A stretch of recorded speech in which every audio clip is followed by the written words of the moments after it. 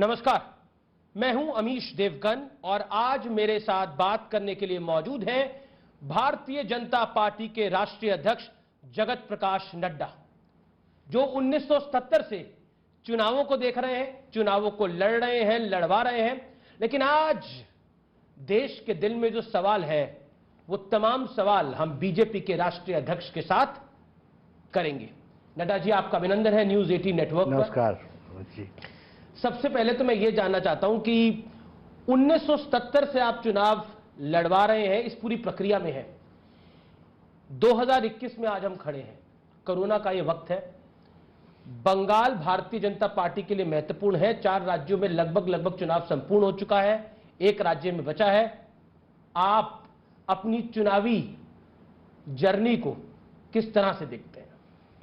नहीं, जैसे आपने कहा कि 1977 से मैं चुनाव को देख रहा हूं, 1977 से, तो 1977 से लेकर के 2021 तक में इलेक्शन के प्रोसेसेस, इलेक्शन के तरीके और इलेक्शन की कैपेसिटी बिल्डिंग, यानी इलेक्शन कमीशन का कैपेसिटी बिल्डिंग में बहुत एक प्रोग्रेस हुई है और धीरे धीरे हमारा चुनाव प्रक्रिया बहुत पारदर्शी और एक तरीके से कहा जाए तो सारे जो सिस्टम्स में फ्लॉज थे, उन फ्लॉज को कवर करता हुआ इलेक्शन कमीशन ने यहां तक की यात्रा की है। और वैसे ही पॉलिटिकल लीडर्स ने भी की है, क्योंकि एक समय में पॉलिटिकल लीडर्स और पॉलिटिकल पार्टीज, मुझे याद है क्योंकि मेरा संबंध बिहार से है, तो उस समय एक बात प्रचलित शब्द था बूथ कैप्चरिंग, और आज पॉलिटिकल पार्टी का एक्टिविस्ट शायद इस शब्द से अनभिज्ञ है। तो ये एक यात्रा के कारण से हमको देखने को मिलता है। और भारतीय जनता पार्टी ने इलेक्शन में लोगों तक पहुंचने में एक बहुत ही, जिसको कहा जाए, समय के साथ साथ एक महारत भी स्थापित की है, और एक जिसको कहा जा सकता है कि भारतीय जनता पार्टी का कार्यकर्ता उसमें पारंगत भी हुआ है और अपनी बात को कम्युनिकेट करने में भी पारंगत हुआ है। देखिए, पूरे 5 राज्यों में चुनाव हो रहे हैं, लेकिन सबसे हाई वोल्टेज इलेक्शन अगर हम कहें तो वो बंगाल में हो रहा है। आपने बूथ कैप्चरिंग शब्द का इस्तेमाल किया। ममता दीदी तो कहती हैं कि ये भाजपा के लोग आ रहे हैं, ये सेंट्रल फोर्सेस को भेज रहे हैं, यहां पर बूथ कैप्चरिंग जैसा माहौल बनाया रखा है। ये जो हाई वोल्टेज इलेक्शन है, इसके बारे में आप क्या कहना चाहते हैं? क्योंकि ऐसा लग रहा है कि भारतीय जनता पार्टी के लिए 2019 का चुनाव, लोकसभा चुनाव था, बड़ा महत्वपूर्ण था। उसके बाद कोई चुनाव महत्वपूर्ण है तो वो 2021 का बंगाल चुनाव महत्वपूर्ण है। ऐसा क्यों? देखिए, ये थोड़ी सी गलतफहमी है और मीडिया ने जरूर इसको हाइप दी है या इसको एक बहुत महत्वपूर्ण चुनाव की दृष्टि से रखा है। भारतीय जनता पार्टी हर चुनाव को उतने ही महत्व से लड़ती है। वो बंगाल का चुनाव हो, वो केरल का चुनाव हो, वो तमिलनाडु का चुनाव हो, वो पुडुचेरी का चुनाव हो, वो असम का चुनाव हो, या फिर वो ग्रेटर हैदराबाद के म्युनिसिपल कॉरपोरेशन का चुनाव हो। Every election we fight with full aggression, और एग्रेसिव तरीके से हम चुनाव में अपनी बातों को रखते हैं। इसलिए हमारी तरफ से नहीं है। हाँ, जिस तरीके से बंगाल में चुनाव को ममता जी ने जिस तरीके से उसको हाइप देने की कोशिश की है, इसलिए वो ज्यादा प्रचार में आ गया, प्रसारित हो गया है, और लोगों को लगता था कि बंगाल जैसे टीएमसी का बैस्टियन है, वो आज सबको दिख रहा है कि वहां पर भारतीय जनता पार्टी की लहर स्पष्ट रूप में देखने को मिल रही है। जब हम बात करें तो चौथा चरण समाप्त हो चुका है। बंगाल में हिंसा इस चरण में भी हुई है। कूच बिहार में आज हिंसा हुई है, वहां पर सीआरपीएफ के जवानों के हथियारों को छीनने की कोशिश हुई, वहां पर गोली भी चली। टीएमसी का आरोप है कि अभी कुछ देर पहले ही डेरेक ओब्रायन ने बोला है कि हाथों में खून लग गया लोगों के, कैसे बच पाएंगे वो? देखिए, सबसे पहली बात तो यह है कि जो कुछ भी आज शीतलकुची में हुआ है, कूच बिहार में, वह बताता है टीएमसी का बौखलाहट। उन्होंने चुनाव को हारना कंसीड कर लिया है, एक्सीड कर लिया है। वो मान चुके हैं कि वो चुनाव उनके हाथ से निकल चुका है। जनता भारतीय जनता पार्टी के पक्ष में वोट देने के लिए आई है। आज सवेरे 7:30 बजे, जो इलेक्शन कमीशन की ऑब्जर्वर की रिपोर्ट है, 7:30 बजे आनंद बर्मन नाम के भारतीय जनता पार्टी के कार्यकर्ता को लाइन में लगे हुए गोली लगी और वो मारा गया। उसके बाद टीएमसी के लोगों ने इकट्ठा होकर के क्विक रिस्पांस टीम की अस्त्र को छीनने का प्रयास हुआ है। जी। और यह भी हमको ध्यान में रखना चाहिए कि शीतलकुची में ही ममता जी का वक्तव्य है कि सीआरपीएफ को घेरो, सेंट्रल पैरामिलिट्री फोर्सेस को घेरो। वो उनका आरोप है कि सीआरपीएफ ज्यादती कर रही है, उनके वोटरों को रोक रही है, जो उनका वर्जन है ममता बनर्जी। देखिए, इलेक्शन कमीशन में presiding officer, observer, election observer, ये सब लोग होते हैं। और ये इसका तो आरोप है कि ये सब लोग केंद्र सरकार के इशारे पे कर रहे हैं। गृह मंत्री खुद वहां मौजूद देखिए, हैं। तो गृह मंत्री ममता जी सच्चाई को बीजेपी के नेता की तरह काम कर रहे हैं। अभी जी, ममता जी सच्चाई को कबूल करने में वो नहीं कर रही हैं कबूल जी। सच्चाई ये है कि बंगाल की जनता ने उनको इस बार घर बैठाने का और उनको चुनाव में परास्त करने का मन बना लिया है, और इसलिए उनको सब कुछ ही डार्क दिख रहा है, सब कुछ ही उनको अपने विरोध में दिख रहा है। आखिर डेमोक्रेसी, आखिर प्रजातंत्र, ये इतना भारत का जो माना गया प्रजातंत्र है और जो सिस्टम है, आप चुनाव जीत लेते हो तो चैंपियन, तो शहंशाह, आप चुनाव हार जाते हैं तो ईवीएम, सीआरपीएफ। अब मैं चर्चा नहीं करना चाहता आज के दिन में, यही वेस्ट बंगाल था ना जहां आपने हजारों लोगों को पंचायत का चुनाव का नॉमिनेशन पेपर फाइल नहीं करने दिया है। कोर्ट से परमिशन लेनी पड़ी, कोर्ट से परमिशन लेनी पड़ी, और बहुत लोग उसके बावजूद भी नहीं भर पाए। वन साइडेड इलेक्शन हो गया। तो do you want that Bengal? That is your Bengal, that is Mamata's Bengal. ये ममता चाहती है, इसको वो प्रजातंत्र कहती है। प्रजातंत्र तो इलेक्शन कमीशन जिस तरीके से चुनाव को कराएगा और करा रहा है, वो एक, और आपके पास ऑब्जर्वर्स हैं, सब कुछ है, आप हर एक बात को कह सकते हैं, लेकिन अस्त्र को छीना, और ये तो रिपोर्ट आ रही है ना ऑब्जर्वर्स की, ये हमारी जी, बिल्कुल पढ़ी मैंने उस रिपोर्ट, हमारी रिपोर्ट नहीं है, मेरे पास जानकारी है। यह स्पष्ट बताता है। और देखिए, जो डायरेक्ट ने कहा, मैंने डायरेक्ट का स्टेटमेंट पूरा नहीं पढ़ा है, लेकिन खून लग गया है, ये आप ही ने लगाया है, आप ही के कार्यकर्ता अब आप इस तरीके से एक्टिविटी कर रहे हैं, आप ही उनको उकसा रहे हैं। पर ममता बनर्जी ने एक चुनावी रैली में भी कहा, उन्होंने बोला कि ये मैं सीआरपीएफ का सम्मान करती हूं, लेकिन ये बीजेपी वाली सीआरपीएफ बन गई है। क्या आपको लगता है फोर्सेस के लिए जो बात कही गई? बंगाल के नेताओं ने बंगाल को लंबे समय तक भरगला करके रखा, उसका यह नतीजा है। और ममता जी अभी भी पीछे नहीं हट रही है। Fact remains, the story is different. और इसी तरीके से बंगाल की जनता को गुमराह करने की कोशिश होती रही है।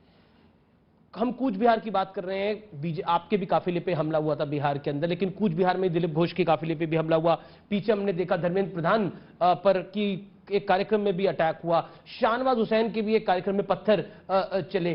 क्या आपको लगता है जेपी नड्डा जी कि जो पॉलिटिकल वायलेंस है, सिर्फ चुनाव वाले दिन नहीं, सिर्फ जिस दिन वोटिंग हो रही है उस दिन, कैंपेनिंग के दौरान भी जो वायलेंस हो रही है, ये वाकई 2021 की सदी में हम बैठे हैं और हम बात करते हैं फ्री एंड फेयर इलेक्शन की, क्या मैसेज जाता है इससे? अमित जी, मैं आपसे प्रश्न पूछता हूं, ये सारी घटनाएं सिर्फ बंगाल में हो रही हैं? जी। बंगाल का मुख्यमंत्री 10 साल से कौन है? होम मिनिस्टर कौन है? लॉ एंड ऑर्डर किसके हाथ में है? और इसका उत्तर कौन देगा? यह अपने आप में बताता है कि hand in glove with criminals and criminalisation of TMC is the order of the day. ये आज के दिन की तरीका, ये तहजीब बन गई। लेकिन दूसरी तरफ से वर्जन आता है कि भारतीय जनता पार्टी यानी आपकी पार्टी जो है, आप लोग यूपी से, बिहार से तमाम लोगों को लेकर आए हैं, जो ममता बनर्जी कहती है, मैं तो उनको कोट करता हूं कि बीजेपी यूपी बिहार से गुंडों को लेकर आ गई है यहां पर और चुनाव लड़वा रही है। ऐसा है, ये मैं फिर बताता हूं, ममता जी का जो स्टाइल ऑफ फंक्शनिंग रहा है, जिसको आप लोगों ने भी बहुत कवरेज दी है जी। मतलब आपका वर्कर हो तो वो कार्यकर्ता, हमारा कार्यकर्ता हो तो वो गुंडा। ये टर्मिनोलॉजी कहां से सीखी है? उनका कहना है कि चुनाव मैनेजमेंट के लिए बाहर से लोग आए हुए हैं सब। अब ये फेडरल स्ट्रक्चर है कि नहीं है? और दूसरी बात, बंगाल का चुनाव में वोट बाहर का आदमी दे रहा है या बंगाल का आदमी दे रहा है? बंगाल का एमएलए बन रहा है या बाहर का आदमी एमएलए बन रहा है? वो ये किस तरीके के हम नैरेटिव से तय करने वाले हैं? और मैं फिर बता दूं, ममता जी की एक एक नैरेटिव को बंगाल की जनता ने रिजेक्ट किया है। बाहरी भीतरी की बात करते हैं, श्यामा प्रसाद मुखर्जी कहां के थे? आचार्य देव कहां के थे?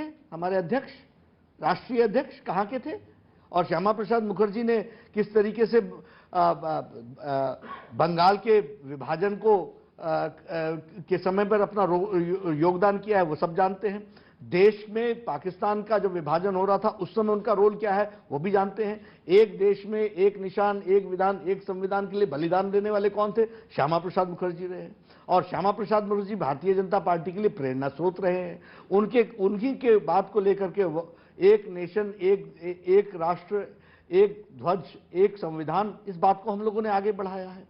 तो हम बाहरी हो गए और वो भीतरी हो गई। बंगाल ने जो दृष्टि दी उसको लेकर सारे देश में जाने वाले लोग भारतीय जनता पार्टी के। क्या ममता बनर्जी एक पॉलिटिकल गेम खेल रही है, वो इनसाइडर वर्सेस आउटसाइडर की की बात कर रही है, इसकी वजह से आप लोगों को भी मेहनत या फिर कहीं तो जद्दोजहद ज्यादा करनी पड़ रही है? क्योंकि अमित शाह ने भी मेरे एक साक्षात्कार में बोला कि भूमिपुत्र ही बनेगा इंटरव्यू, आप लोगों को भी इंफेसाइज करके बोलना पड़ रहा है कि एक बंगाली मुख्यमंत्री होगा, हम बाहर से किसी को नहीं लेके आएंगे। इस पर आप क्या कहना चाहते हैं कि ममता बनर्जी? हम इलेक्शन में मेहनत हमेशा करते हैं और हमको करने में कोई आपत्ति नहीं होती, ये हम करेंगे ही करेंगे जी। लेकिन फॉल्स नैरेटिव को बंगाल की जनता ने निगेट कर दिया है, रिजेक्ट कर दिया है। इसलिए आप ऐसे जितने भी आरोप लगाने चाहे आप लगाइए। और मैं आपको बताऊं, ये सब आरोप किसी में भी कोई कंटेंट या कोई गहरापन नहीं है। ये देखिए, एक मुख्यमंत्री के द्वारा कहना बाहरी लोग आ रहे हैं, ये भारत के संविधान के स्पिरिट के अनुसार है क्या? एक 10 साल तक संवैधानिक पद पर रहने वाली महिला नेत्री इस तरीके के शब्दों का शब्दावली कहती है, आप पूछते नहीं है वो बात अलग है, लेकिन ये उनके बारे में और उनके व्यक्तित्व के बारे में और उनके सोच के बारे में बहुत दूर तक इंगित करता है। एक आप लोगों पे आरोप है कि आप कॉम्युनल एजेंडे के ऊपर पूरे इलेक्शन को लेके गए हैं। हालांकि हरे रामा हरे कृष्णा भी हो रहा है इस चुनाव में, चंडी पाठ, दुर्गा पाठ भी हो रहा है, लेकिन जय श्री राम के नारे आपकी सभाओं में, आपकी रैली को मैंने देखा, आपके रोड शोज को मैंने देखा, उसमें आम है। अमित शाह के कार्यक्रमों में, देश के प्रधानमंत्री के कार्यक्रमों में आम हो गया जय श्री राम के नारे को। इसको आप कैसे देखते हैं? क्या ये कॉम्युनल एजेंडा है? क्योंकि ममता बनर्जी खुद अब चंडी पाठ कर रही हैं।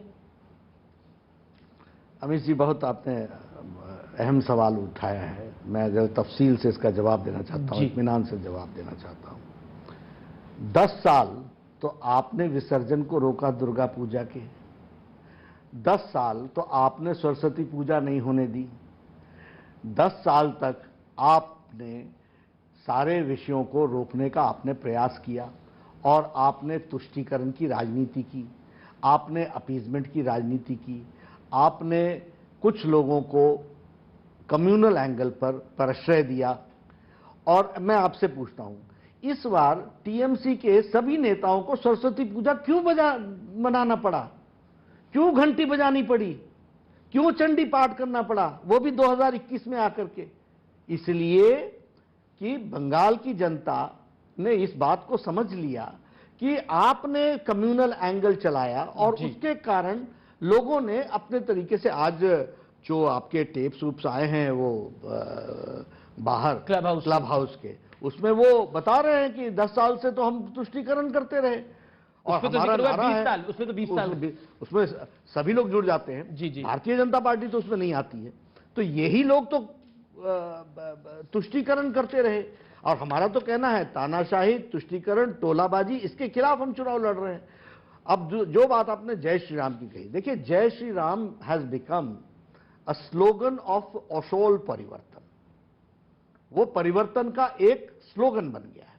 और जय श्री राम को, और वो भी कैसे, किसने कहा था मुख्यमंत्री को, चीफ मिनिस्टर को, अपनी गाड़ी रोक करके 4 बच्चे बेचारे नारे लगा रहे थे तो उनको अरेस्ट कराना? ये आपने 2019 की लोकसभा चुनाव की बात कर रहे हैं। कहीं नारे लग गए तो उतर करके डांट देना, तो आपने ही तो पॉपुलर कह रहे कि आप नहीं, आरोप है कि आप लोग चिढ़ाते हैं उस नारे। देखिए, मैं फिर कहता हूं, वो नारे इसलिए लगा रहे हैं क्योंकि उनको दिखा है दुर्गा पूजा को आपने रोका है, आपने सरस्वती पूजा को रोका है, आपने राम जन्मभूमि के अयोध्या के शिलान्यास के दिन कर्फ्यू लगाया है। कौन भूलेगा इन बातों को? और इसके लिए क्या हमको कोई पाठ पढ़ाना पड़ता है?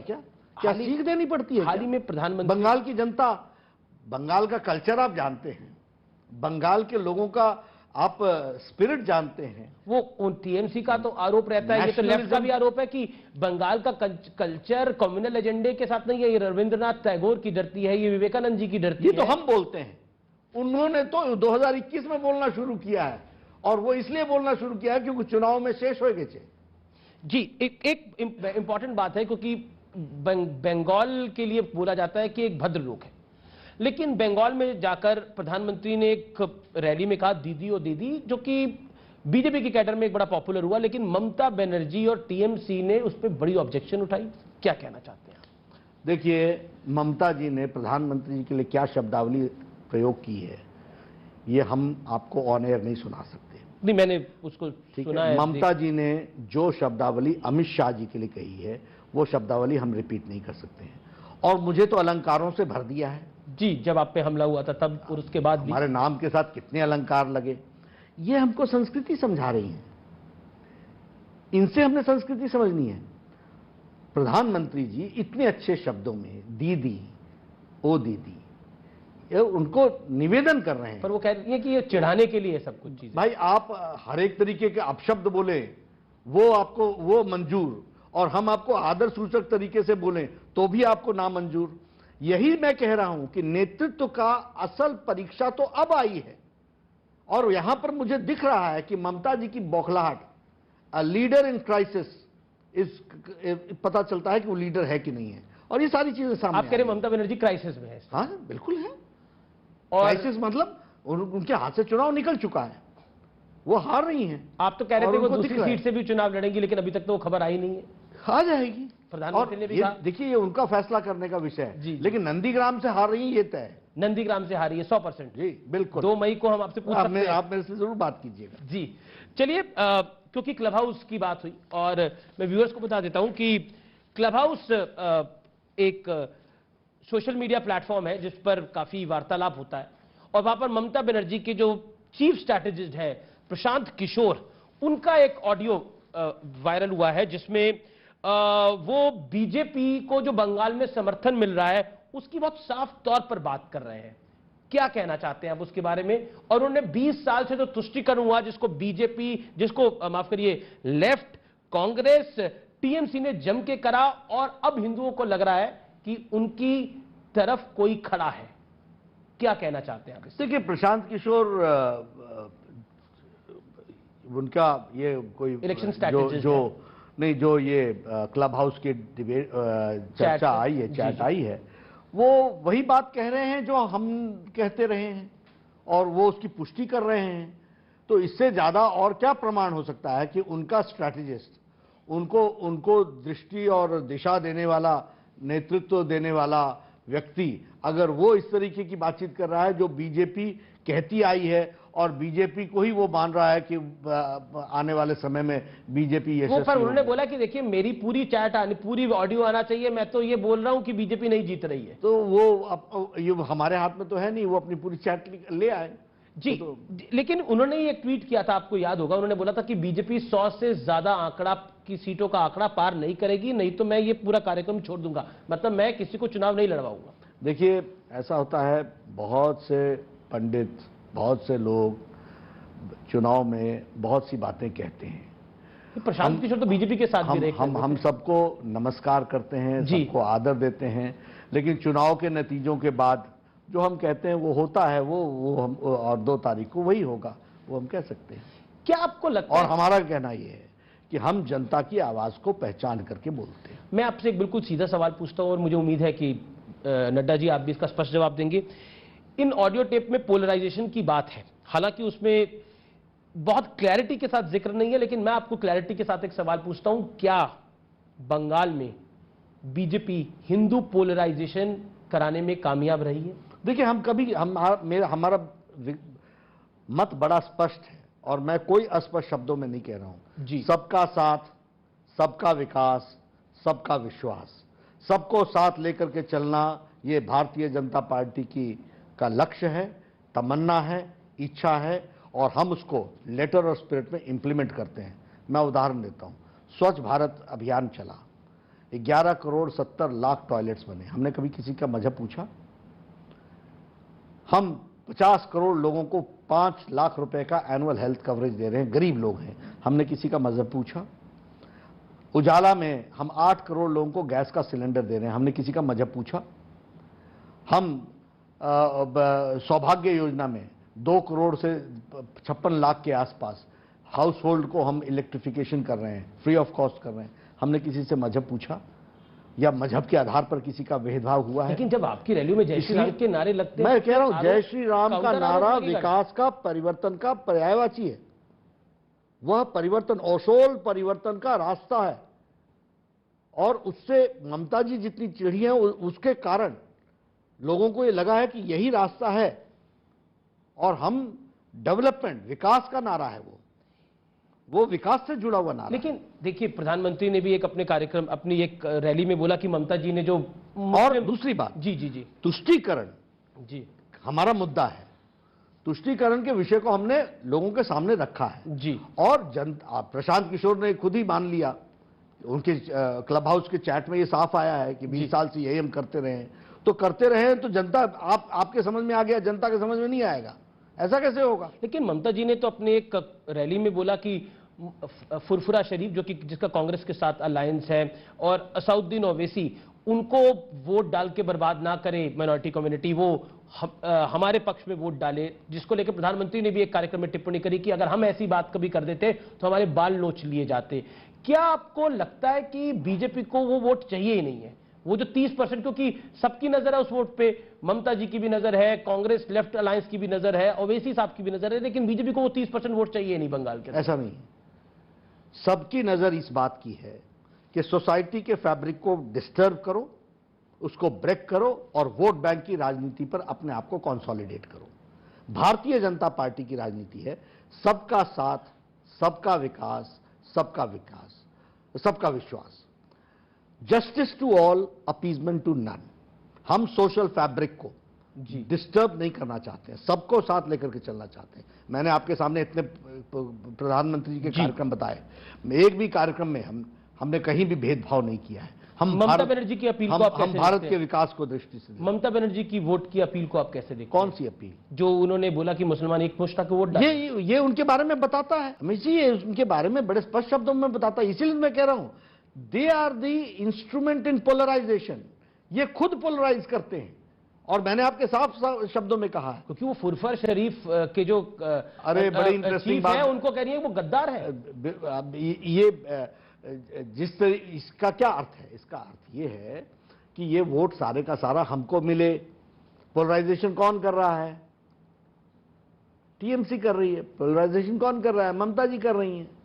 एक सवाल जो कि महत्वपूर्ण है, माइंड गेम इस समय बीजेपी इस चुनाव, बंगाल के चुनाव में जबरदस्त तरीके से खेल रही है। वो हर राउंड से पहले एक प्रेस कॉन्फ्रेंस करती है, हर राउंड के बाद एक प्रेस कॉन्फ्रेंस करती है, जिसमें बताने की कोशिश करते हैं हमारी कितनी सीटें आ रही हैं। इसको लेकर आप क्या करते हैं? क्या ये आपकी स्ट्रैटेजी का हिस्सा है? क्योंकि एक प्रेशर टैक्टिक्स है आपकी। ये नहीं, हमेशा हम चुनाव इसी तरीके से लड़ते हैं। ये कोई हम बंगाल में नया कर रहे हैं ऐसा तो नहीं है। हम हर एक जगह, गृह मंत्री की प्रेस कॉन्फ्रेंस हो रही है, जब जिम्मेवारी से बात करनी है तो जिम्मेवार व्यक्ति ही कहेगा ना, तो इसमें क्या दिक्कत की बात है? आप भी कीजिए ना कॉन्फ्रेंस, और आप बताइए ना कि मैं इतनी वोट ले रहे हैं, लोग हंसेंगे। हम कोई फैक्चुअल बात नहीं बोल रहे हैं क्या? और अगर ये अब ये चौथा चरण हो गया, कल हम असेसमेंट करेंगे, एक असेसमेंट और सीधे हम आगे बढ़ेंगे। आप ममता बनर्जी पे हर तरीके से प्रेशर बनाने की कोशिश कर रहे हैं। देखिए, इसीलिए उन्होंने एक चिट्ठी भी लिखी कि देखिए सब सारे पूरे विपक्ष को कि सबको एक साथ आ जाना चाहिए। देखिए, प्रेशर टैक्टिक्स है, माइंड गेम है। देखिए, ये ममता जी के खिलाफ नहीं है, ये जो उन्होंने बंगाल को बनाया है तस्वीर जी, उसके खिलाफ है, और उसके नेतृत्व ममता जी कर रही हैं, इसलिए ममता जी का नाम आता है। क्या आप बताइए, सबसे ज्यादा एसिड अटैक बंगाल में है, सबसे ज्यादा ह्यूमन ट्रैफिकिंग बंगाल में है, सबसे ज्यादा रेप केसेस बंगाल में हैं, सबसे ज्यादा एट्रोसिटी ऑन विमेन बंगाल में है। ये बंगाल की बेटी, ये बंगाल की दीदी के मुख्य एग्जीक्यूटिव इंचार्ज होने के बाद, एग्जीक्यूटिव हेड होने के बाद अगर ये सब कुछ हो रहा है तो बंगाल में सुधार की जरूरत है कि नहीं है? Bharatiya Janata party law and order की सिचुएशन के विषय पर बात करेगी कि नहीं करेगी? सारी इंडस्ट्री वहां से छोड़कर चली आई, इस विषय को हम कहेंगे कि नहीं कहेंगे? भारत का ये प्रधानमंत्री किसान सम्मान निधि 76 लाख किसानों से वंचित हैं, ये विषय हम कैसे छोड़ देंगे? लगभग 4 करोड़ 35 लाख लोग आयुष्मान भारत से वंचित हैं, 5 लाख रुपए का हेल्थ कवरेज मिलना है। क्या गलती की है बंगाल की जनता ने? उनको ये हक मिलना चाहिए था कि नहीं मिलना चाहिए था? मैं बाकायदा स्वास्थ्य मंत्री होते हुए वहां मैंने सारे पैम्फलेट, सारे सबके कार्ड, सब कुछ पहुंचाए। उन सारे कार्ड्स को फाड़ करके नालियों में डाला गया। ये तस्वीर बंगाल ने देखी। किसका अधिकार तुमने छीना? एक हाल ही में प्रधानमंत्री की एक तस्वीर आई एक मुस्लिम के साथ, वो उनसे कुछ कान में बात कर रहा है, जिसको लेकर ओवैसी ने भी तंज किया। उन्होंने बोला कि वो प्रधानमंत्री को कान में कह रहे थे कि हम कागज नहीं दिखाएंगे।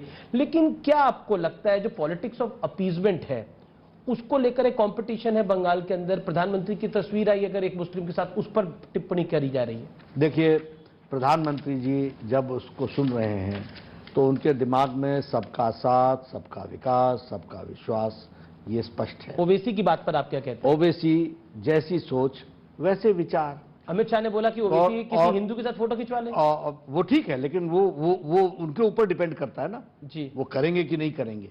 बिल्कुल ठीक कहा अमित शाह जी ने कि वो खिंचवा लें, लेकिन मुझे तो इस पर मुझे ये करेंगे कि नहीं करेंगे ये एक प्रश्न है जी। लेकिन मेरा एक है ना, जिसकी जैसी सोच। जी, मैं असम पर आता हूं। असम में भारतीय जनता पार्टी इस बार अपनी सरकार को बचाने की लड़ाई लड़ रही है, आप डिफेंडर्स हैं। दूसरी तरफ बंगाल में आप अपनी सरकार बनाने की लड़ाई लड़ रहे हैं, यहां पर आपकी सरकार दोबारा एक बार वापस आ जाए उसकी लड़ाई लड़ रहे हैं।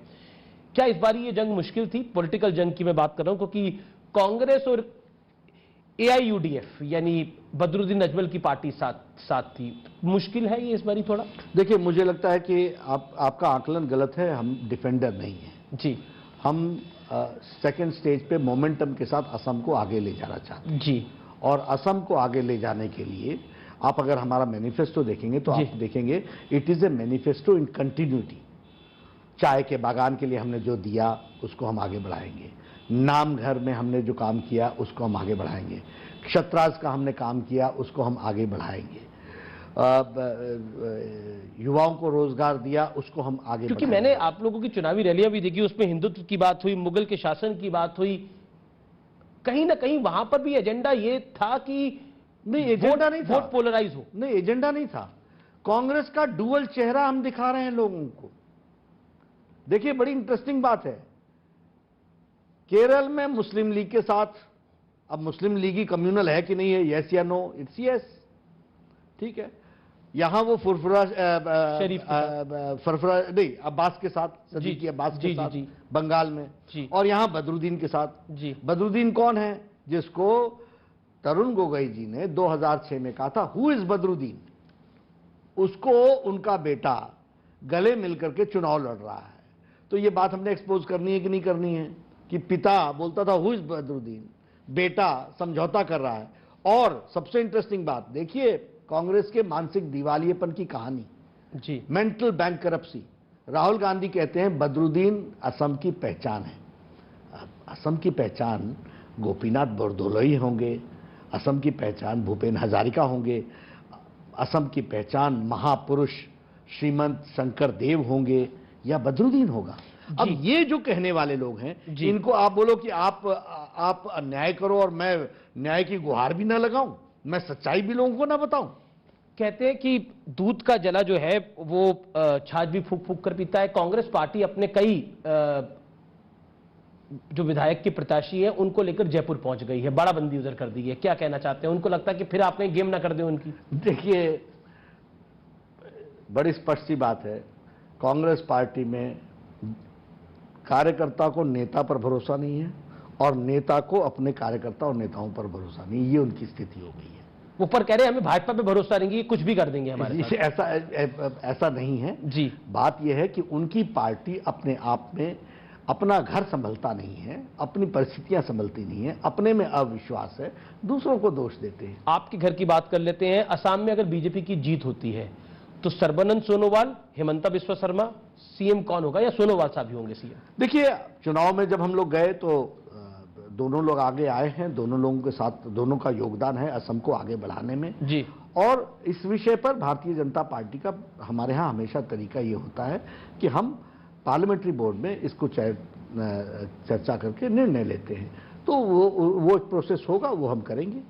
मैं बढ़ता हूं आगे, राहुल गांधी की बात करता हूं। राहुल गांधी का आरोप है कि 2014 के बाद हालात बदल गए हैं, सरकार ने संस्थाओं के ढांचे पर नियंत्रण कर लिया है, इसलिए बीजेपी को छोड़कर कोई चुनाव ही नहीं जीत पाता। देखिए, मैंने कई बार कहा कि राहुल जी और कांग्रेस पार्टी अगर आत्मचिंतन करते ना और वह यथार्थ के साथ जानकारियां हासिल करते तो उनका बहुत भला होता, पर वो करेंगे नहीं। 2014 से बहुत बदलाव आया है, उन्होंने कहा, ऐसे ही कहा ना, बहुत बदलाव आया है। 2014 के बाद कोई घोटाला नहीं हुआ। 2014 के बाद प्रधानमंत्री जी को देश के सर्वोच्च सम्मानों से नवाजा गया है, एक नहीं 10-15 देशों के द्वारा। यूनाइटेड नेशंस ने प्रधानमंत्री जी को एनवायरनमेंट का सबसे बड़ा पुरस्कार चैंपियंस ऑफ द अर्थ का खिताब दिया है। तो ये बदलाव तो 2014 के बाद बहुत आया है। वो पर संवैधानिक संस्थाओं की बात कर रहे हैं, विकास की दृष्टि से उन्होंने इलेक्शन कमिशन को लेकर भी तंज करा जब बीजेपी के कैंडिडेट जो असम में थे उनकी गाड़ी से ईवीएम निकली थी। उस पर एक्शन हुआ है और 12 घंटे के अंदर उसकी रिपोर्ट आई है।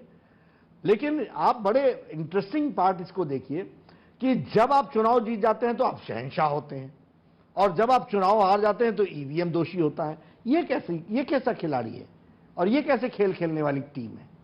ऐसे टीम की इसलिए मैंने कहा कि आपको अभी सच्चाई से परिचित होना बाकी है। जिस दिन आप हो जाएंगे आपका भला होगा। जेपी नड्डा जी, आप भारतीय जनता पार्टी के अध्यक्ष होने से पहले केंद्र सरकार में पूर्व हेल्थ मिनिस्टर भी थे। मैं आपसे एक सवाल पूछना चाहता हूं, वैक्सीन को लेकर जो पॉलिटिक्स हो रही है उस पर आप क्या कहना चाहते हैं? मैं दिल से आपसे ये सवाल पूछना चाहता हूं क्योंकि लगातार आरोप लग रहे हैं कि वैक्सीन की कमी है। राहुल गांधी ने तो बोला कि हम अपने लोगों को वैक्सीन नहीं दे रहे, विदेशों में वैक्सीन भेज रहे हैं। What you have to say as a former health minister? First of all, Congress has the role of Congress in whole pandemic has been an irresponsible opposition. किस लिए ऐसा? मैं इसलिए कह रहा हूं, जब लॉकडाउन लगा तो क्या तमाशा है, क्या जरूरत थी लॉकडाउन की? फिर कहा कि लॉकडाउन हटता क्यों नहीं है? जब पार्शियल हटाया तो पार्शियल क्यों हटाया? जब लॉकडाउन पूरा हटा दिया तो पूरा क्यों हटाया? यह कांग्रेस ऑन रिकॉर्ड है। इस देश ने कभी भी, मैं बड़े जिम्मेवारी के साथ यह बात कह रहा हूं जी, कभी नहीं सोचा था, हम हमेशा मांगने वालों में से होते थे। इस देश में प्रधानमंत्री मोदी जी ने यहाँ के हुनर को, यहाँ के साइंटिस्ट को, सबको प्रोत्साहित करके एक नहीं 2-2 वैक्सीन लेकर के आए। वैक्सीन पर टीका टिप्पणी किसने की? इसकी एफिकेसी पर प्रश्न किसने खड़े किए? कितने ट्रायल हुए हैं, कितना ट्रायल हुआ कि नहीं, टाइम दिया कि नहीं, ड्यूरेशन पूरा हुआ कि नहीं, ये किन लोगों ने कहा? कांग्रेस के नेताओं ने कहा। और इन सब के कहने के बावजूद वैक्सीनेशन लोगों ने माना, लगाया, लग रहा है, अच्छे तरीके से लग रहा है। हेल्थ मिनिस्टर, पूर्व हेल्थ मंत्री के नाते मैं इस बात कहना चाहता हूं कि this is absolutely according to the health protocols. इसमें हम वो ऊपर नीचे नहीं कर सकते। वो हेल्थ प्रोटोकॉल्स के तहत जो डिजाइन बनाया गया है उसके तहत दिया जा रहा है। सोसाइटी में प्रायोरिटीज होती हैं, उन प्रायोरिटीज को ध्यान में रख करके ये दिया जा रहा है। महाराष्ट्र सरकार आरोप लगा रही है कि जितनी वैक्सीन उनको चाहिए उतनी नहीं दे रही केंद्र की सरकार। जो उनको दिए यूज कर लिए क्या? पर वहां पर हेल्पलाइन वर्कर्स की कितने % वैक्सीनेशन हुआ है? Second dose I think around 45%। No, I am talking about the first dose. Health के कितने % वर्कर्स को हेल्थ डोज लग चुकी है? उनको लगने में किसने रोका है? किसने रुकावट पैदा की है? Inefficiency, dire name. अब वो कहते हैं वैक्सीन ये में वापस नहीं है। अब उनका शिकायत ये है कि वैक्सीन नहीं है, सब कुछ है, भेदभाव भाई, सब कोई भेदभाव नहीं। यही मैं कहता हूं जी, रॉन्ग नैरेटिव्स। ये मैं फिर कहता हूं, कांग्रेस पार्टी जिस दिन, पर महाराष्ट्र वाली सरकार तो आपकी पुरानी साथी है, शिवसेना है, सब बराबर हो गए ना जी। जब आप कांग्रेस के साथ मिल जाते हैं तो आप सब लोगों का जो जिसको कहते हैं कि वो सारी जो संस्कार हैं वो सब उसी तरीके के हो जाते हैं जी। और वो आपको देखने को भी मिला होगा आजकल कई वहाँ के नई वसूली कांड भी सामने आया, नई चीजें सामने आ रही हैं जी। तो ये सब कुछ वहाँ हो रहा है। लेकिन कांग्रेस या वहाँ की सरकार पॉलिटिसाइजेशन कर रही है एक बहुत बड़े हेल्थ प्रोग्राम का। और मैं फिर कहूँगा, बहुत गैर जिम्मेदाराना रोल इन सब का रहा है देश और प्रदेश के विकास को रोकने में। राहुल गांधी अशोक गहलोत और कई और पॉलिटिकल पार्टी, इसमें महाराष्ट्र की सरकार भी शामिल है, वो कह रही है वैक्सीनेशन फॉर ऑल हो जाना चाहिए, इसमें उम्र का बैरियर नहीं होना चाहिए। इस पर आप क्या कहना चाहते हैं देखिए, एज अ बीजेपी प्रेसिडेंट? देखिए, ये हेल्थ के प्रोटोकॉल्स को हमारे experts, there is a team of experts which decides about it, we follow it accordingly, we will do it accordingly. लेकिन ये जो नेता हैं, इनका मैंने कहा नहीं कि अगर आप हंस रहे हो हंस क्यों रहे हो, अगर आप सीरियस हो सीरियस क्यों हो, लॉकडाउन क्यों लगाया, लॉकडाउन क्यों उठाया। ऐसे इररिस्पॉन्सिबल लोगों का मैं कब तक जवाब दूंगा? और जवाब इनको हर चुनाव में मिल रहा है, इस चुनाव में भी जवाब मिलेगा। कोरोना की जो सेकंड वेव है उसको आप किस तरह से देखते हैं? क्योंकि काफी स्थिति काफी खराब हो गई है, काफी ज्यादा केसेस बढ़ गए हैं, लगातार केसेस बढ़ते जा रहे हैं। What you have to say about it? See, all said and done, with all vaccination and other programs, we will have to follow the strict protocols as far as to contain the infection is concerned. कहीं ना कहीं complacency आ गई और वो society में general I है। Society को उसको वापस उसको स्थापित करना पड़ेगा, इसलिए हेल्थ प्रोटोकॉल्स को ज्यादा से ज्यादा लागू हो, इसकी हमको चिंता करनी पड़ेगी। चुनाव आयोग ने एक आप लोगों को चिट्ठी लिखी है, तमाम सियासी दलों को, अगर कोरोना को लेकर जारी किए गए केंद्र सरकार के जो सेंट्रल गवर्नमेंट के नियम है उनका पालन नहीं होगा तो वो विचार करेगा। क्या कहना चाहते हैं आप? नहीं, ठीक है, बीजेपी प्रेसिडेंट पालन होना चाहिए। आप देश की सबसे बड़ी पालन होना चाहिए और हमको उसको ध्यान में रख करके करना चाहिए। मैं खुद जब जाता हूं प्रचार में तो मैं अपना एंटीजन टेस्ट भी कराता हूं और दूसरा टेस्ट भी कराता हूं। रैली में जो भीड़ आती है वहां पर आप देखते हैं ठीक उसमें, लेकिन जितना बचाव हो सके, प्रोटोकॉल हो सके, कोई नजदीक आता है मैं कहता हूं मास्क पहनो, हाथ नहीं मिलाता हूं। ये सब चीजें हम लोग को करनी पड़ती हैं, कर रहे हैं। लेकिन इलेक्शन लड़ना भी है, लोगों को कम्युनिकेट भी करना है। अब इलेक्शन की आपने सूची निकाल दी, डेट निकाल दिया, तो हम हाथ पे धरे के धरे तो नहीं रहेंगे। हम we have to enlighten the people, we have to go for canvassing, we have to do it, we will do it with all health protocols which we can follow. Maharashtra की आपने बात करी, आपने बोला कई सारी चीजें उजागर हो रही हैं, तो 100 करोड़ की जो वसूली का मामला है वो सामने आया है। अनिल देशमुख को सुप्रीम कोर्ट से इस पर झटका भी लगा है, हाई कोर्ट ने सीबीआई को पूरी जांच दे दी है। पहले तो आरोप लगाया जा रहा था ये सब कुछ बीजेपी करा रही है, लेकिन अब तो चिट्ठियां इधर उधर से सब जगह से सामने आ रही हैं। क्या कहना चाहते हैं इस पूरे कांड? देखिए, मैं आज नहीं, जिस दिन ये सरकार बनी थी मैंने उसी दिन कहा था, unholy alliances leads to unholy deeds.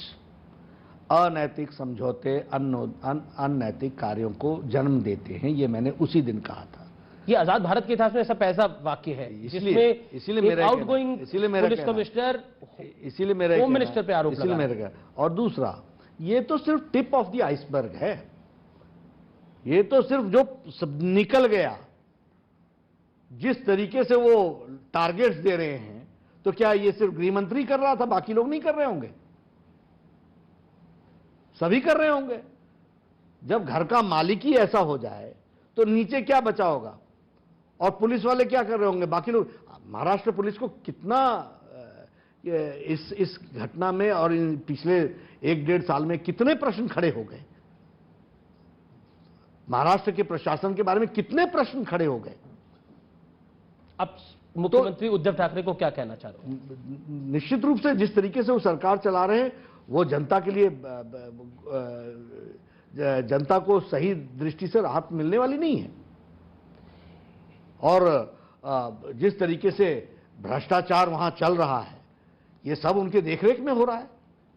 2 मई के बाद क्या महाराष्ट्र में कुछ हो सकता है?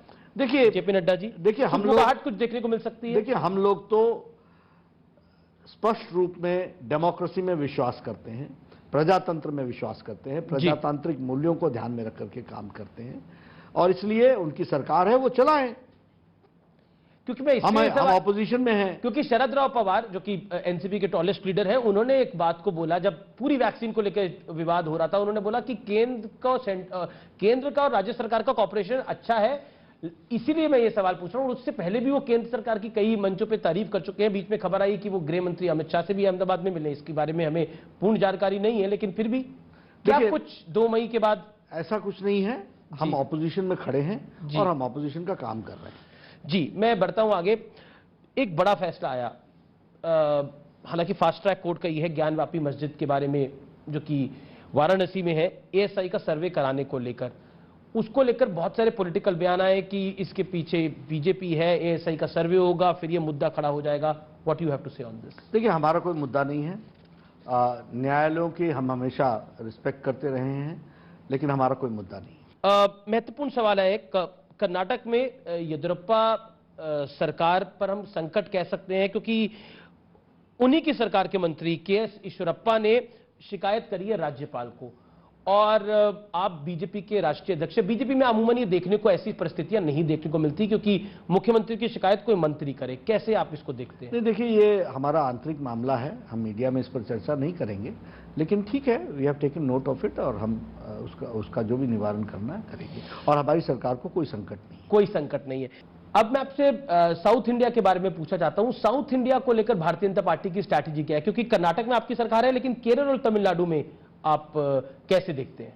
देखिए, बंगाल में हम सरकार बना रहे हैं, हम असम में सरकार बना रहे हैं, हम एनडीए की सरकार एआईडीएमके के साथ तमिलनाडु में बना रहे हैं, हम एनडीए की सरकार पुडुचेरी में बना रहे हैं, और केरल में हम फोर्स के रूप में आ रहे हैं, एक ताकत के रूप में हम उभर रहे हैं।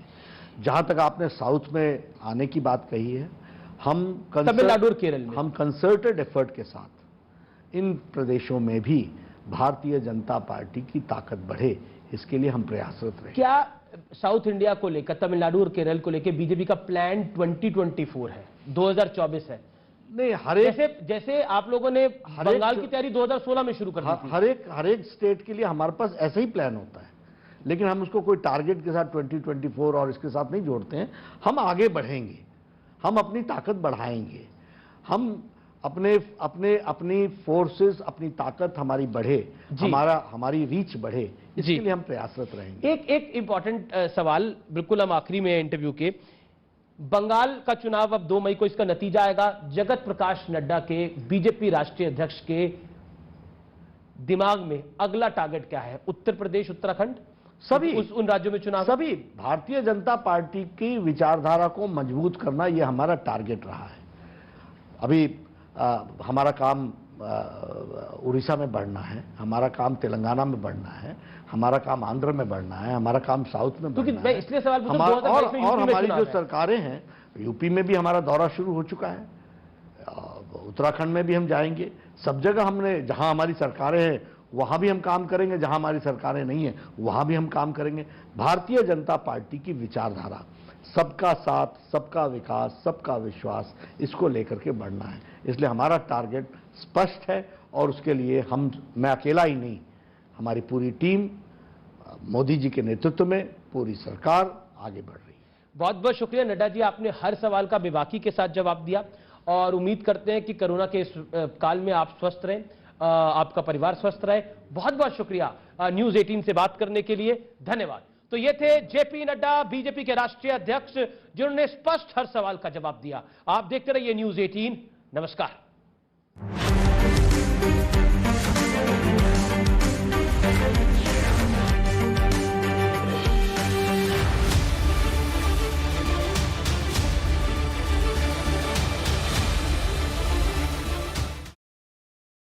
और इस वक्त एक बड़ी खबर, प्रशांत किशोर की ऑडियो आने पर बीजेपी अध्यक्ष जेपी नड्डा ने न्यूज 18 से कहा कि प्रशांत किशोर भी वही बात कर रहे हैं जो बीजेपी कहती आई है। नड्डा ने कहा कि प्रशांत किशोर बीजेपी की बात की पुष्टि कर रहे हैं कि ममता चुनाव हार रही हैं। सोशल मीडिया प्लेटफॉर्म है जिस पर काफी वार्तालाप होता है, और वहां पर ममता बनर्जी के जो चीफ स्ट्रैटेजिस्ट है प्रशांत किशोर, उनका एक ऑडियो वायरल हुआ है, जिसमें वो बीजेपी को जो बंगाल में समर्थन मिल रहा है उसकी बहुत साफ तौर पर बात कर रहे हैं। क्या कहना चाहते हैं आप उसके बारे में? और उन्होंने 20 साल से जो तुष्टीकरण हुआ, जिसको बीजेपी, जिसको माफ करिए लेफ्ट, कांग्रेस, टीएमसी ने जम के करा, और अब हिंदुओं को लग रहा है कि उनकी तरफ कोई खड़ा है। क्या कहना चाहते हैं आप? देखिए, प्रशांत किशोर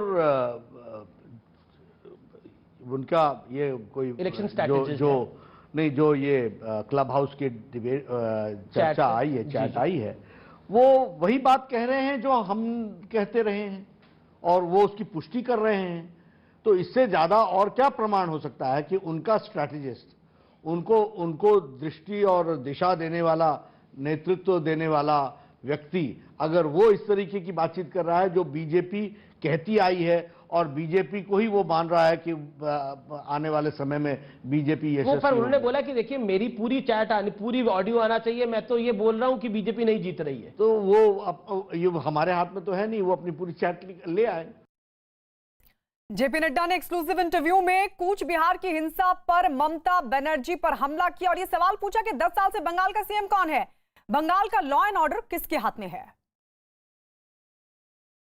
कर रहे हैं आपके भी काफिले पे हमला हुआ था बिहार के अंदर, लेकिन कूच बिहार में दिलीप घोष के काफिले पे भी हमला हुआ। पीछे हमने देखा धर्मेंद्र प्रधान पर की एक कार्यक्रम में भी अटैक हुआ, शाहनवाज हुसैन के भी एक कार्यक्रम में पत्थर चले। क्या आपको लगता है जेपी नड्डा जी कि जो पॉलिटिकल वायलेंस है सिर्फ चुनाव वाले दिन नहीं, सिर्फ जिस दिन वोटिंग हो रही है उस दिन कैंपेनिंग के दौरान भी जो वायलेंस हो रही है, ये वाकई 2021 की सदी में हम बैठे हैं और हम बात करते हैं फ्री एंड फेयर इलेक्शन की, क्या मैसेज जाता है इससे? अमित जी, मैं आपसे प्रश्न पूछता हूं, ये सारी घटनाएं सिर्फ बंगाल में हो रही हैं? जी। बंगाल का मुख्यमंत्री 10 साल से कौन है? होम मिनिस्टर कौन है? लॉ एंड ऑर्डर किसके हाथ में है? और इसका उत्तर कौन देगा? यह अपने आप में बताता है कि hand in glove with criminals and criminalisation of TMC is the order of the day. ये आज के दिन की तरीका, ये तहजीब बन गई। वहीं जय श्री राम के नारे पर जेपी नड्डा ने कहा कि यह परिवर्तन और विकास का नारा है। जय श्री राम के नारे आपकी सभाओं में, आपकी रैली को मैंने देखा, आपके रोड शोज को मैंने देखा, उसमें आम है। अमित शाह के कार्यक्रमों में, देश के प्रधानमंत्री के कार्यक्रमों में आम हो गया जय श्री राम के नारे को। इसको आप कैसे देखते हैं? क्या ये कॉमनल एजेंडा है? क्योंकि ममता बनर्जी खुद अब चंडी पाठ कर रही हैं। देखिए, Jai Shri Ram has become a slogan of असोल परिवर्तन। वो परिवर्तन का एक स्लोगन बन गया है। और जय श्री राम को, और वो भी कैसे? किसने कहा था मुख्यमंत्री को, चीफ मिनिस्टर को, कि अपनी गाड़ी रोक करके 4 बच्चे बेचारे नारे लगा रहे थे तो उनको अरेस्ट कराना? ये आपने 2019 की लोकसभा चुनाव ठीक की है, बात कर रहे हैं। कहीं नारे लग गए तो उतर करके डांट देना, तो आपने ही तो पॉपुलर कह रहे हैं कि आप उनका आरोप है कि आप लोग चिढ़ाते हैं उस नारे। देखिए, मैं फिर कहता हूं, वो नारे इसलिए लगा रहे हैं क्योंकि उनको दिखा है दुर्गा पूजा को आपने रोका है, आपने सरस्वती पूजा को रोका है, आपने राम जन्मभूमि के अयोध्या के शिलान्यास के दिन कर्फ्यू लगाया है। कौन भूलेगा इन बातों को? न्यूज 18 को दिए एक्सक्लूसिव इंटरव्यू में जेपी नड्डा ने यह दावा भी किया कि 2 मई को ममता बनर्जी चुनाव हार रही हैं। ये सुनवाते हैं क्या कहा उन्होंने। आप कह रहे ममता बनर्जी क्राइसिस में है? हाँ, बिल्कुल है। और क्राइसिस मतलब उनके हाथ से चुनाव निकल चुका है, वो हार रही हैं। आप तो कह रहे थे वो दूसरी सीट से भी चुनाव लड़ेंगी, लेकिन अभी तक तो वो खबर आई नहीं है। आ जाएगी। प्रधानमंत्री ने भी कहा। देखिए, ये उनका फैसला करने का विषय है, लेकिन नंदीग्राम से हार रही है, ये तय है। वैक्सीन पॉलिटिक्स, कांग्रेस का व्यवहार गैर जिम्मेदाराना, इन तमाम बातों को लेकर जेपी नड्डा ने लॉकडाउन को लेकर भी क्या कहा, आइए सुनवाते हैं आपको। जेपी नड्डा जी, आप भारतीय जनता पार्टी के अध्यक्ष होने से पहले केंद्र सरकार में पूर्व हेल्थ मिनिस्टर भी थे। मैं आपसे एक सवाल पूछना चाहता हूं, वैक्सीन को लेकर जो पॉलिटिक्स हो रही है उस पर आप क्या कहना चाहते हैं? मैं दिल से आपसे ये सवाल पूछना चाहता हूं क्योंकि लगातार आरोप लग रहे हैं कि वैक्सीन की कमी है। राहुल गांधी ने तो बोला कि हम अपने लोगों को वैक्सीन नहीं दे रहे, विदेशों में वैक्सीन भेज रहे हैं। What you have to say as a former health minister? First of all, Congress has the role of Congress in whole pandemic has been an irresponsible opposition. किस लिए ऐसा? मैं इसलिए कह रहा हूं, जब लॉकडाउन लगा तो क्या तमाशा है, क्या जरूरत थी लॉकडाउन की? फिर कहा कि लॉकडाउन हटता क्यों नहीं है? जब पार्शियल हटाया तो पार्शियल क्यों हटाया? जब लॉकडाउन पूरा हटा दिया तो पूरा क्यों हटाया? यह कांग्रेस ऑन रिकॉर्ड है। इस देश ने कभी भी, मैं बड़े जिम्मेवारी के साथ यह बात कह रहा हूं जी, कभी नहीं सोचा था, हम हमेशा मांगने वालों में से होते थे। इस देश में प्रधानमंत्री मोदी जी ने यहाँ के हुनर को, यहाँ के साइंटिस्ट को, सबको प्रोत्साहित करके 1 नहीं 2-2 वैक्सीन लेकर के आए। वैक्सीन पर टीका टिप्पणी किसने की? इसकी एफिकेसी पर प्रश्न किसने खड़े किए? कितने ट्रायल हुए हैं, कितना ट्रायल हुआ कि नहीं, टाइम दिया कि नहीं, ड्यूरेशन पूरा हुआ कि नहीं, ये किन लोगों ने कहा? कांग्रेस के नेताओं ने कहा। और इन सब के कहने के बावजूद वैक्सीनेशन लोगों ने माना, लगाया, लग रहा है, अच्छे तरीके से लग रहा है। हेल्थ मिनिस्टर, पूर्व हेल्थ मंत्री के नाते मैं इस बात कहना चाहता हूं कि this is absolutely according to the health protocols. इसमें हम वो ऊपर नीचे नहीं कर सकते। वो हेल्थ प्रोटोकॉल्स के तहत जो डिजाइन बनाया गया है उसके तहत दिया जा रहा है। सोसाइटी में प्रायोरिटीज होती हैं, उन प्रायोरिटीज को ध्यान में रख करके ये दिया जा रहा है। महाराष्ट्र सरकार आरोप लगा रही है कि जितनी वैक्सीन उनको चाहिए उतनी नहीं दे रही केंद्र की सरकार। जो उनको दिए यूज कर लिए क्या। और इस वक्त एक बड़ी खबर, पश्चिम बंगाल के कूच बिहार में हिंसा के बाद चुनाव आयोग